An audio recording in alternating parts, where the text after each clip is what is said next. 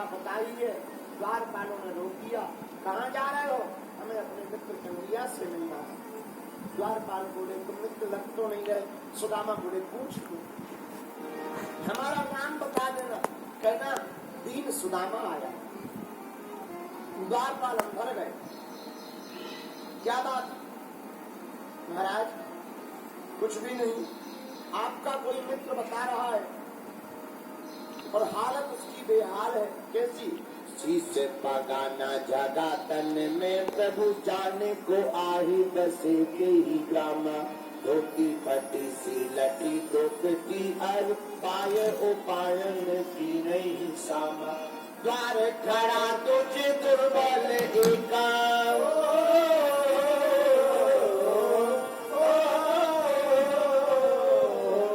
द्वार खड़ा तुझे दुर्बल एक रहो चक सौ वसुधा अभिरामा।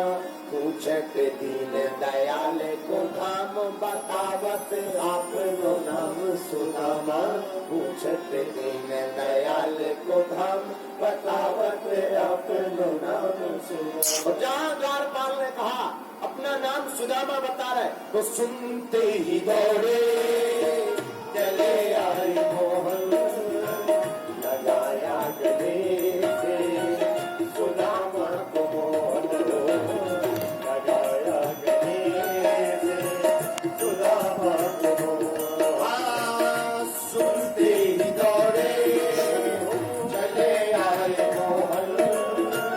लगाया गले सुदामा को मोहन, लगाया गले सुदामा को मोहन। हुआ रुक्मणी को बहुत ही अचंभा, हुआ रुक्मणी को बहुत ही अचंभा। ये मेहमान कैसा अजीब आ गया है, ये मेहमान कैसा अजीब आ गया है। अरे द्वारपालो कन्हैया से कह दो, अरे द्वारपालो कन्हैया से कह दो कि मिलने सुदामा करीब आ गया है, कि दर पे सुदामा करीब आ गया है।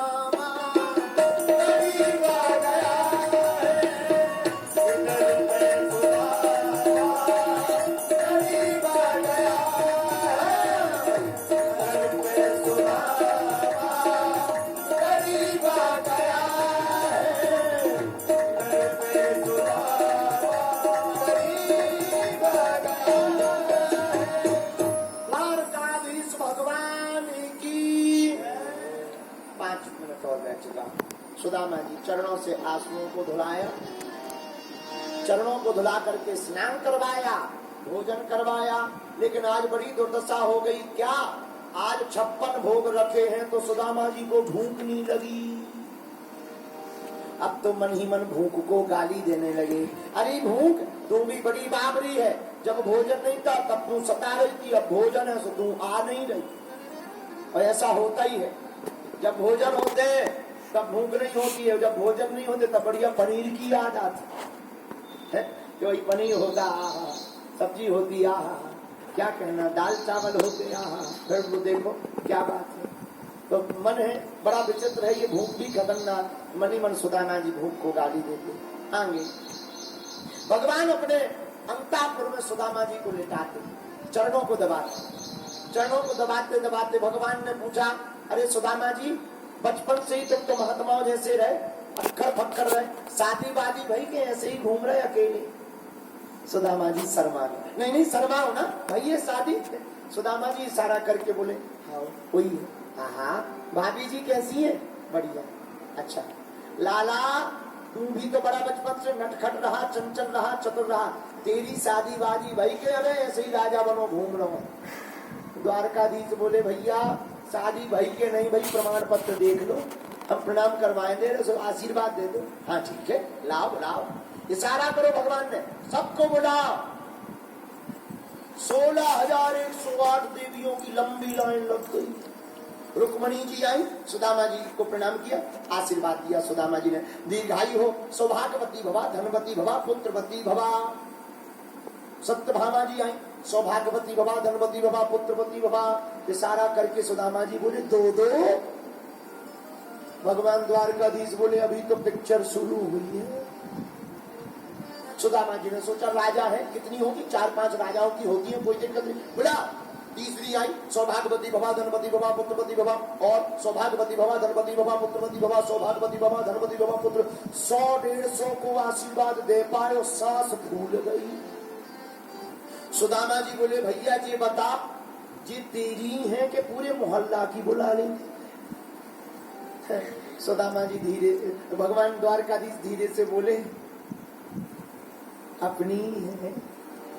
अच्छा सुदामा जी ने सोची कितनी होगी, 400-500 ही तो होगी, आने दो। सौभाग्यवती भवा, धनवती भवा, सौभाग्यवती भवा, धनवती भवा, सौभाग्यवती भवा, धनवती भवा। हाँ पी भर गई। बोले भैया जी बताते जिंदगी भर शादी कर दौड़ाओ का, और कुछ काम धाम न करे देने। भगवान बोले महाराज अब जा चक्कर में मत पड़ो, हमारी लड़ाई